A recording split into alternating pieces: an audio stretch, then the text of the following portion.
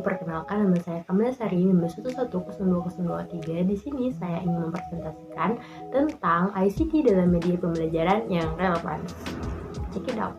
Dalam pembahasan video ini, kita akan membahas tentang apa itu ICT, dan yang kedua, macam-macam ICT itu sendiri. Yang ketiga, keterhubungan antara ICT dengan PAI, dan yang keempat, itu tentang apa sih manfaat dari ICT, dan yang terakhir, kita membahas contoh-contoh dari ICT. Baiklah, sekarang kita akan membahas tentang definisi terlebih dahulu. Nah, definisi dari ICT itu sendiri, pertama-tama kita harus tahu apa sih ICT itu singkatan dari apa. Nah, ICT itu singkatan dari Information and Communication Technology. Nah, ICT ini kan dalam bahasa Inggris. Kalau bahasa Indonesianya kita kenal dari TIK, yang mana TIK itu singkatan dari Teknologi Informasi dan Komunikasi. Nah, ICT di sini kita bisa memahaminya dengan kata kunci alat yang mana kita gunakan untuk mengolah data, menyimpan data, atau suatu memperoleh data yang mana kita mendapatkannya melalui perangkat keras, perangkat lunak, atau aplikasi dari media tersebut. Jadi, dari definisi tadi, untuk pengembangan TIK dalam proses pembelajaran PAI berikut macam-macamnya. Jadi, macam-macam pengembangan TIK dalam media pembelajaran PAI itu bisa yang pertama perangkat lunak. Jadi, penggunaan perangkat lunak di sini itu sangat memfasilitasi siswa, yang mana di sini kita bisa menggunakan Al-Quran digitalisasi ataupun kuis digitalisasi, dan aplikasi lainnya yang mengedukasi tentang pembelajaran PAI. Nah, yang kedua adalah pembelajaran berbasis web, yang mana platform media pembelajaran berbasis web ini untuk agar menyediakan akses ke materi media pembelajaran PAI secara online. Nah, jadi dengan secara online ini, maka siswa atau guru bisa saling berkomunikasi dimanapun dan kapanpun dengan melalui web tadi. Nah, yang kedua adalah pembelajaran berbasis web, yang mana platform media pembelajaran berbasis web ini untuk agar menyediakan akses ke materi media pembelajaran PAI secara online. Nah, jadi dengan secara online ini, maka siswa atau guru bisa saling berkomunikasi dimanapun dan kapanpun dengan melalui web tadi.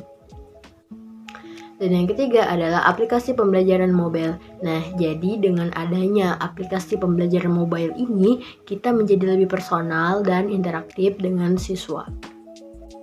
Dan yang keempat adalah video pembelajaran. Nah, dengan video pembelajaran kita bisa mempresentasikan materi kita dengan siswa itu menjadi lebih mudah, dan siswa juga menjadi lebih mudah mengerti apa yang kita maksud, apa yang materi yang kita presentasikan kepada mereka. Dengan adanya video pembelajaran itu lebih memperjelas apa inti dari materi kita.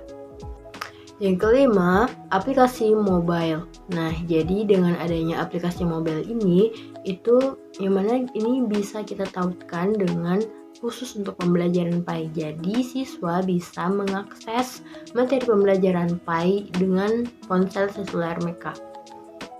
Nah, dan tak kalah dengan canggihnya, kita bisa menggunakan VR atau IR, yang mana ini lebih untuk masuk kepada materi dengan lebih immersif dan menarik. Kemudian pembelajaran dengan multimedia. Nah, jadi dalam pembelajaran ini kita bisa menggunakan multimedia seperti audio, video, animasi, ataupun sebuah gambar untuk memperjelas materi kita. Kemudian pembelajaran berbasis e-learning. Sama seperti tadi, dengan adanya e-learning, jadi siswa bisa mengakses di mana saja, kapan saja, dan di mana saja. Nah, jadi dengan adanya e-learning bisa diakses di mana aja tanpa ada sekat-sekatan apapun. Baiklah teman-teman, di sini saya ingin menyebutkan ada beberapa cara di mana TIK dapat berhubungan dengan proses pembelajaran PAI. Yang pertama, akses ke sumber daya pembelajaran. Yang kedua, interaksi dan kolaborasi. Yang ketiga, media pembelajaran interaktif. Dan yang keempat, penilaian pembelajaran. Dan yang kelima, pengayaan pengalaman belajar. Itulah adalah beberapa cara di mana TIK dapat diaplikasikan atau berhubungan dengan proses pembelajaran PAI. Dari pembahasan-pembahasan tadi, di sini dapat kita ketahui manfaat dari ICT itu sendiri, yang mana manfaat dari atau benefit yang bisa kita dapatkan dari ICT dalam proses pembelajaran PAI di sini itu lebih memudahkan. Jadi dalam ICT ini nih itu membuang sekat antara waktu, tempat. Jadi di sini itu bisa secara dimanapun dan kapanpun belajarnya. Jadi di sini itu membuat sekatan antara guru dengan siswa.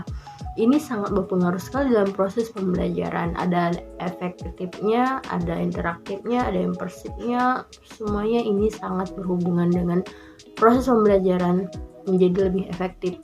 Dan juga dengan adanya media pembelajaran, itu pembelajaran kita bisa buat atau kita dedikasikan dengan macam-macam tipe pembelajaran. Bisa kita gunakan mode pembelajaran yang lain-lain. Nah, tadi kan ada kita sebutkan audio atau video atau berupa visual. Itu bisa kita jadikan sebagai metode kita yang bermacam-macam agar pembelajaran menjadi lebih asik dan menyenangkan.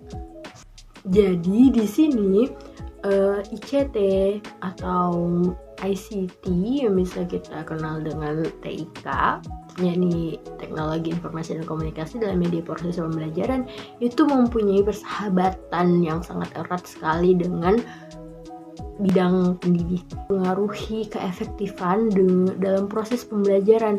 Dengan adanya teknologi ini kita bisa membuang sekat antara waktu dan tempat. Jadi dengan kita tidak dibatasi oleh waktu dan tempat untuk belajar.